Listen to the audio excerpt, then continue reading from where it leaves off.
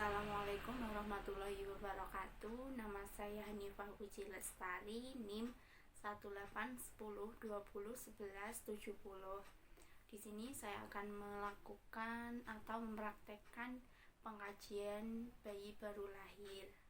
Yang pertama, evaluasi Asgar Score untuk mengetahui apakah bayi dalam kondisi asfiksia atau tidak. Yang pertama, appearance atau penampilan kulit bayi. Apabila sirkulasi pada bayi baik, maka penampilan kulitnya tampak kemerahan sehingga diberi skor 2.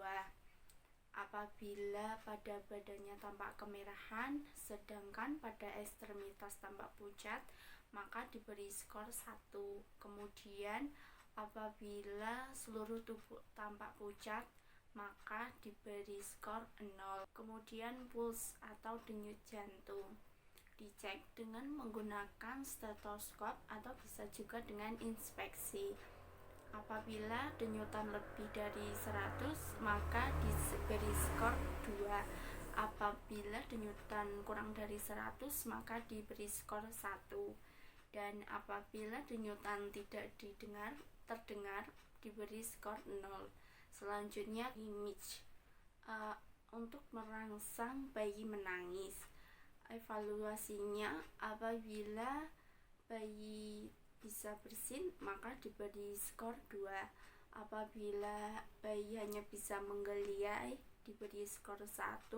Dan apabila tidak ada respon, diberi 0. Kemudian activity atau gerakan bayi. Apabila bayi dalam kondisi telanjang, maka tubuhnya akan bergerak aktif. Yang harus kita lihat adalah kesimetrisan gerakannya. Apabila bayi dapat bergerak aktif, maka diberi skor 2. Apabila bayi hanya bisa fleksi ekstensi, maka diberi skor 1. Dan apabila tidak bergerak, maka diberi skor 0. Selanjutnya, respiration atau kemampuan bayi bernafas. Apabila pernafasan bayi baik, bisa ditandai dengan bayi menangis kuat. Kemudian evaluasinya, apabila bayi menangis kuat, diberi skor 2. Apabila tampak hambatan, maka diberi skor 1. Dan apabila tidak ada tangisan, maka diberi skor 0. Kemudian seluruhnya dijumlah dari hasil penilaian Asgar Score tadi, jumlahnya berapa. Kemudian jika skor 1 sampai 3, maka bayi mengalami asfiksia berat.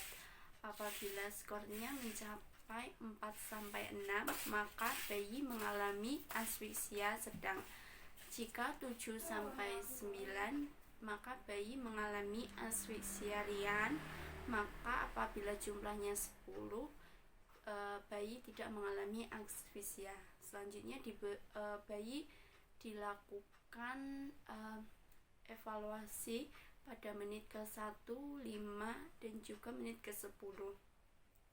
Setelah dievaluasi dengan didapatkan nilai lebih dari 6, maka bayi bisa langsung di-IMD-kan tanpa menggunakan baju. Kemudian ibu juga dalam kondisi telanjang. Kemudian bayi berada di dada atau di tengah payudara ibu.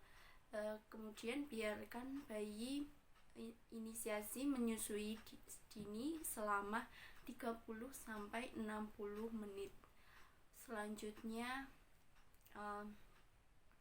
bayi dalam kondisi telanjang, lakukan timbang berat badan, kemudian ukur panjang badan dari ujung kepala hingga kaki.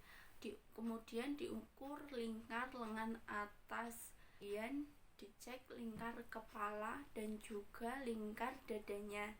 Selanjutnya, pengkajian cephalocaudal. Yang pertama, bagian kepala untuk mengetahui adanya benjolan atau tidak. Kemudian perhatikan ubun-ubun bayi dan juga periksa molase.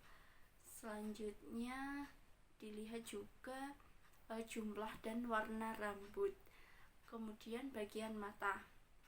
Periksa penglihatan bayi dengan menggunakan senter. Apakah mata bayi akan mengikuti cahaya atau tidak.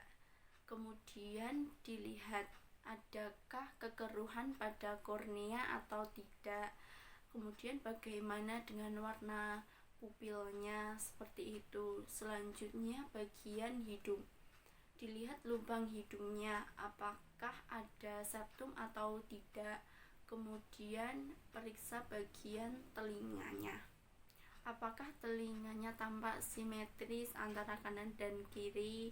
Apakah bentuk telinganya sama antara kanan dan kiri? Kemudian ada serumen atau tidak? Selanjutnya pemeriksaan mulut dengan menggunakan spatel lidah.